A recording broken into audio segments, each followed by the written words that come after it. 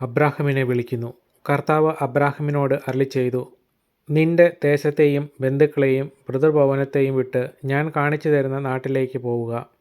ഞാൻ നിന്നെ വലിയൊരു ജനതയാക്കും, നിന്നെ ഞാൻ അനുഗ്രഹിക്കും, നിന്റെ പേര് ഞാൻ മഹത്വമാക്കും, അങ്ങനെ നീ ഒരനുഗ്രഹമായിരിക്കും.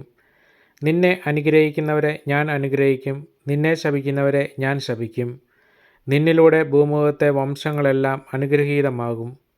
കർത്താവ് കൽപ്പിച്ചതനുസരിച്ച് അബ്രാം പുറപ്പെട്ടു. ലോത്തും അവൻ്റെ കൂടെ തിരിച്ചു. ഹാരാൻ ദേശത്തോട് വിട പറഞ്ഞപ്പോൾ അബ്രാമിന് 75 വയസ്സ് പ്രായമായിരുന്നു. അബ്രാം ഭാര്യ സാറായിയെയും സഹോദരപുത്രൻ ലോത്തിനെയും കൂടെ കൊണ്ടുപോയി.